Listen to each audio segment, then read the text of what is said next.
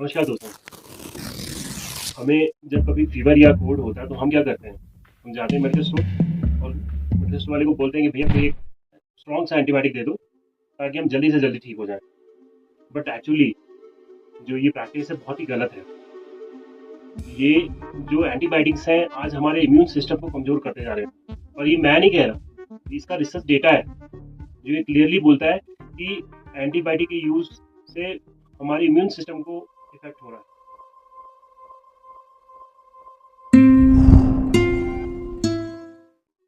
WHO clearly ये बोलता है कि common cold, flu, fever in सभी में एंटीबायोटिक्स का यूज नहीं किया जाना चाहिए।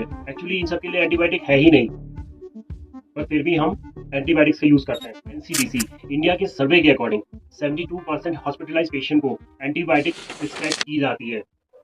इनमें से 57% वॉच कैटेगरी एंटीबायोटिक्स होती हैं। मतलब WHO के मुताबिक ये हाई रिस्क एंटीबायोटिक्स हैं।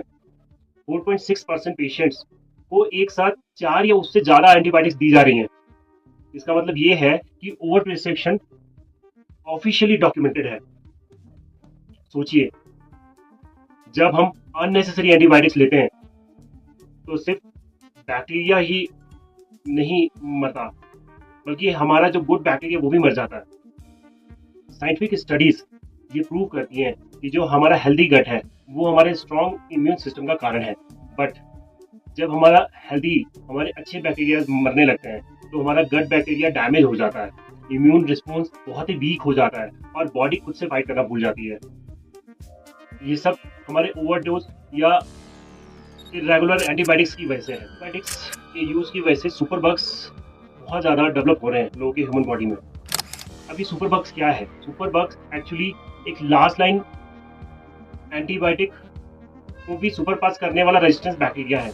लांसेट ई क्लिनिक मेडिसिन ने पब्लिश की एक स्टडी जिसके अकॉर्डिंग इंडिया के 83% लोग एंटीबायोटिक रेजिस्टेंट बैक्टीरिया कैरी करते हैं।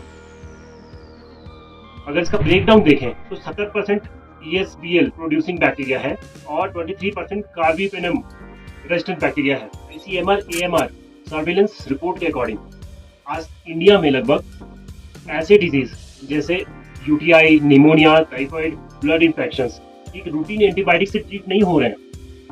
डॉक्टर्स को टॉक्सिक, एक्सपेंसिव और लास्ट ऑप्शन ड्रग्स यूज करनी पड़ रही हैं। WHO की रिपोर्ट कहती है कि कोविड-19 के टाइम पर 75% कोविड पेशेंट्स को एंटीबायोटिक दी गई और सिर्फ 8% को एक्चुअल बैक्टीरियल इन्फेक्शन था। मतलब 67% एंटीबायोटिक्स अननेसेसरी थी। मोस्ट